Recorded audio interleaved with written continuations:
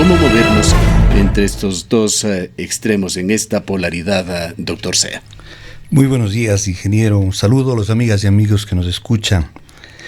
Bueno, yo lo que veo es que normalmente en el país se viene dando leyes, se van dando políticas públicas con el estómago, visceralmente, y dependiendo de con quién quedó bien, a quién agrado con las medidas o con las decisiones que se tomen en el Parlamento o en otras instancias, de acuerdo a eso, no con una visión técnica, científica, apegada a los derechos humanos, se dan las decisiones. Estas medidas drásticas que se piden, que puede estar bien si es que hay un estudio criminológico sobre el asunto de las penas para cada uno de los delitos, pero la señora Cynthia Viteri desde hace algunos años atrás comete hierros tremendos, o sea, eso de la detención en firme, que fue la invención de ella, y ahora esto que lamentablemente han dado paso los legisladores, esperemos que haya el veto suficiente de presentarles a los ciudadanos que están supuestamente detenidos en delito flagrante ante las cámaras, y etcétera, es volver a una época de barbarie. Y lo que usted dice, y ahí coincido no le escuché al ingeniero Juan Cristóbal Lloré, coincido con él si lo ha dicho, de que lo primordial es respetar la presunción de inocencia. Hay mucha gente que seguramente al escuchar esto puede decir, bueno, dejen pues que se les conozca a los delincuentes que han sido detenidos en delito flagrante. Primero, no se sabe a ciencia cierta si siempre son estos culpables de lo que se dice que en los operativos que se hace la policía. Y cuando alguien piense como lo que estoy diciendo, yo sí les invito a que a su vez mediten lo que podría pasar si a usted, amigo que escucha, o amiga, o a un familiar suyo le detienen, le gustaría que a su vez le exhiban como un vulgar delincuente ya sin haberle probado absolutamente nada. Alguna vez yo tuve una experiencia... Ahora, pero contrastemos, doctor Sea, ¿qué dice usted de estos casos que han motivado justamente declaraciones como las que señalábamos de Cynthia Viteri, de delincuentes que son detenidos en situaciones de flagrancia por 60 o más ocasiones y no hayan sido objeto de una sola sentencia por parte del sistema judicial? Lamentable, pero ¿qué tiene que ver con exhibirles a las cámaras? Uh-huh. Exhibido o no exhibido en las cámaras, de pronto igual hubiese salido si es que no está bien hechos los procedimientos.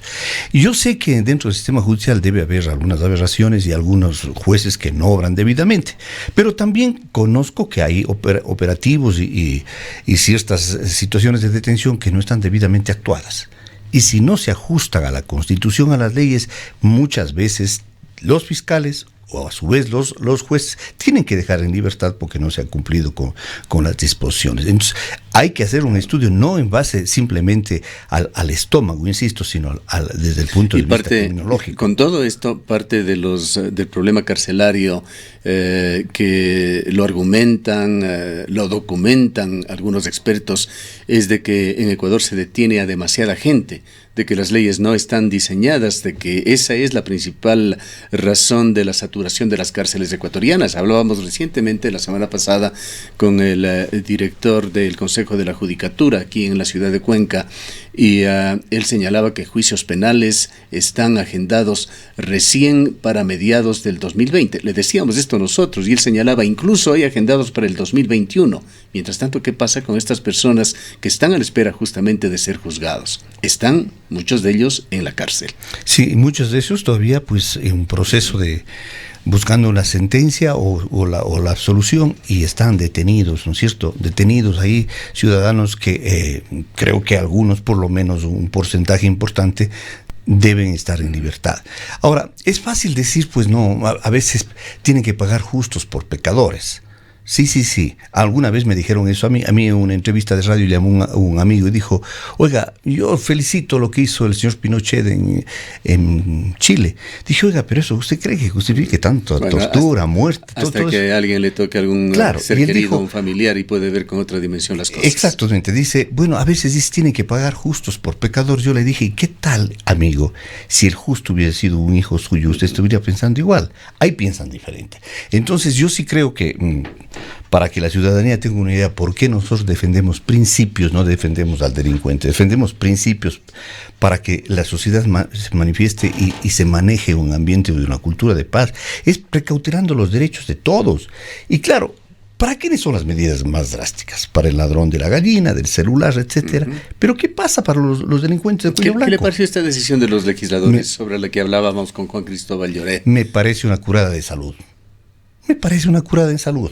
Están defendiendo, creo, protegiendo a algunos, no todos, seguramente, defendiendo a sus adláteres. Lo que están diciendo es de que los delitos de cuello blanco merecen otro tratamiento, a pesar de que muchos de estos delitos, lo dijimos al legislador, son mucho más graves, causan mucho más daño al país que delitos de poca monta.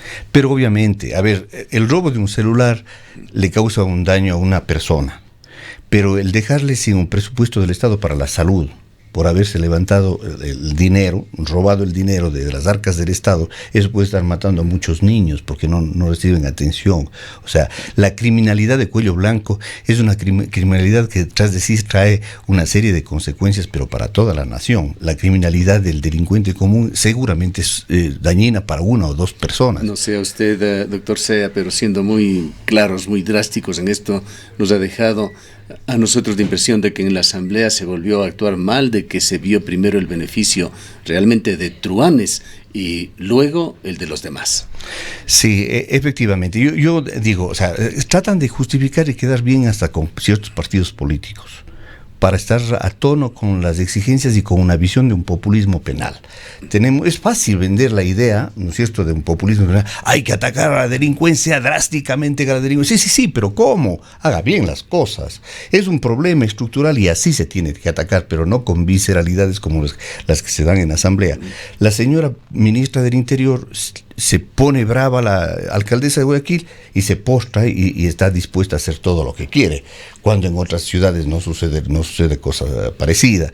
Entonces, no está bien que las decisiones, las políticas públicas o las decisiones de la Asamblea se tomen en función de quedar bien con tal o cual partido, con tal o cual religión, con tal o cual movimiento. Se tiene que hacer lo necesario, pero en forma responsable y no buscando votos o tal vez una permanencia en el ejercicio de las funciones del legislador. Es lo que se con estos temas que son un poco el entorno externo por el cual se da, doctor Sea, ¿cómo está la situación en las cárceles ecuatorianas? ¿Qué connotaciones tuvo este nuevo fallecimiento la semana pasada en la cárcel de Cuenca? Quiero comenzar coincidiendo con usted en algo. Este supuesto suicidio. Es verdad que puede darse suicidios porque efectivamente las condiciones dentro de las cárceles son infrahumanas. Cuando yo visitaba antes la cárcel aquí en Bellavista, en la que teníamos de aquí a pocos metros, había condiciones en cierta forma más humanas. Ahora no, hay personas que pasan encerradas las 23 horas del día en un cuarto oscuro, húmedo, frío, porque son celdas de cemento tremendamente frías y sin energía eléctrica, sin luz, sin poder estar en condiciones mínimas de dignidad. Eso evidentemente puede procurar, digamos, derivar en suicidios, pero también hay de los llamados suicidios que son utilizados entre las mismas personas privadas de libertad para ajustar cuentas.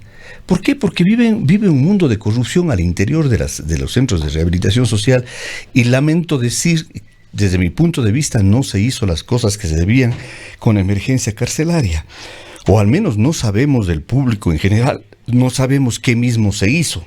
Lo único que nos hicieron conocer es de que alrededor de los centros de rehabilitación social iban a poner a los militares para evitar que vayan con armas hacia el interior.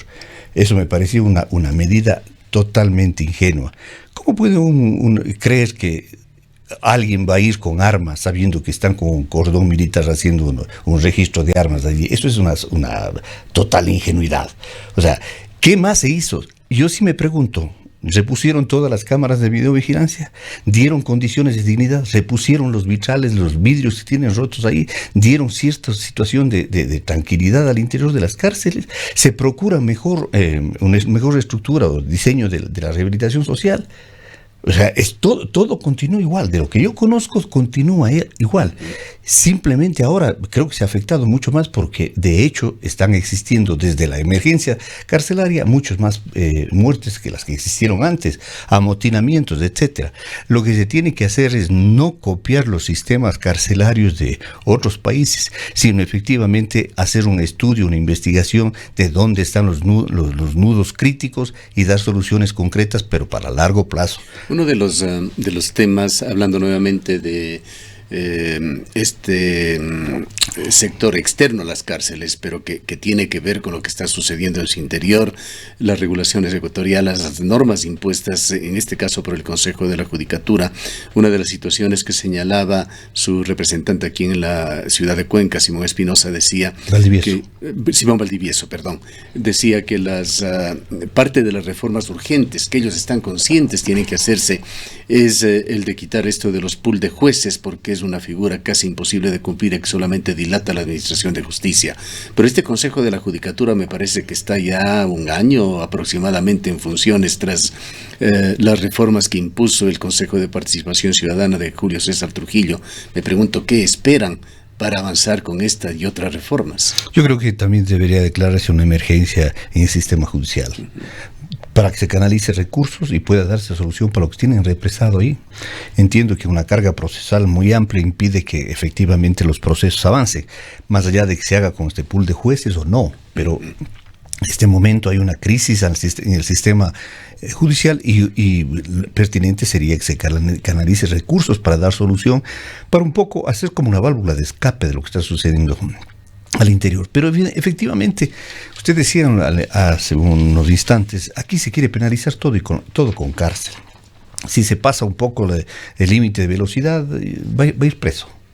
En otros lados, en otros países... Esa particularmente es una aberración. Una aberración. En otros lados le sancionarán, le pondrán una multa y para de contar. Acá sí, todo creen que se soluciona con la detención. La detención... a veces impuesta medidas tremendamente draconianas, lo único que hace es agravar el sistema y mantener internos a gente que no son precisamente peligrosos, ¿no es cierto? Los más peligrosos. Y a los más peligrosos les tienen en condiciones inhumanas que cuando ellos salgan de esas condiciones seguramente también serán más resentidos. La salida fundamental sería una emergencia carcelaria. La emergencia carcelaria, primero, hacer un estudio de lo que pasa en la cuestión burocrática. A ver, yo de lo que he visto hay muchos amotinamientos porque comienza a existir brotes de ira, de rabia dentro de los presos, al interior de los internos, porque están postergados sus prelibertades, ¿no es cierto?, sus trámites para conseguir su libertad. Muy poco les vale, o les vale un comino a los burócratas, y recién comienzan a hacer los trámites, le digo, cuando ya debería el interno estar gozando de la prelibertad, de lo que dispone la ley, recién ahí comienzan a hacer los trámites. Eso les molesta a las personas en el interior que han cumplido de acuerdo a la ley, han cumplido su sentencia, han cumplido la pena, el tiempo requerido, y cuando deberían ellos ya tener la prelibertad, recién comienzan los trámites y se van, digamos, amontonándose en el trámite burocrático, y eso genera al interior de las cárceles incomodidad, ira, resentimientos, odio, y por eso se dan también amotinamientos. Existen otras situaciones en el mismo economato. Si bien es para facilitarles para que puedan conseguir algunos productos, primero son productos que están por caducar de lo que se conocía, ojalá haya cambiado, y más caros que los que se consiguen afuera, ¿no es cierto? Y claro, lo que se les está dando de comer es chatarra para que un poco aguanten el hambre de la gente que está al interior. Claro que ahora comen con control dietético, etcétera, eso se nos ha dicho al mismo... Sí, pero de las pocas evidencias que fluyen, a veces a través de las mismas filmaciones que logran sacar los presos, hay comida de muy mala calidad allí. Además, hemos visto la profusión de salchichas con colorante, por ejemplo. Vaya a ver usted qué niveles de calidad existen allí. Calidad, si es que existe algún control. Cantidad. Porque a veces lo que se pretende es gente que estuvo acostumbrado, lamentablemente es nuestro pueblo, pero come más hidrato de carbono. Eso le sacia, le complementa, le deja... Pero si le dan... Va generando deficiencias nutricionales que se las paguen en el largo plazo. Pero claro, nosotros hemos visto cuando en la formulación de cargos a veces llegan medio gorditos, ¿no es cierto?, robustos. Cuando ya vienen para el juicio, vienen delgados. Nuevamente tengo que ponerme al otro lado y decirle, pero las cárceles no son hoteles 5 estrellas. No, pero con misma cantidad de recursos se puede conseguir mejor satisfacción. El que le ponga la lechuga, etcétera, sí, todo está bien. No, yo a veces he dicho, entonces, con esta lógica nutricionista, denle la dieta del astronauta, y con eso estaríamos compensando todo. con una pastilla diaria, ya no Los necesita comer. concentrados liofilizados y listo. Listos, pero de eso no se trata. Son seres humanos que necesitan, y por eso el economato les soluciona. Debe mantenerse un cierto nivel de calidad de vida. Pero claro, el economato les provee de panes. Entonces, para poder compensar lo que les hace. Gracias, doctor Sea, por su presencia. Ojalá se resuelvan estos temas colaterales a las cárceles, y en el interior de las cárceles hay mucho por hacer. La sugerencia del ex defensor del pueblo Zona 6, César Sea, es una emergencia carcelaria. Nos vamos con la opinión de un ecuatoriano importante, el doctor Osvaldo Hurtado, uno de los más destacados políticos ecuatorianos, no muy exitoso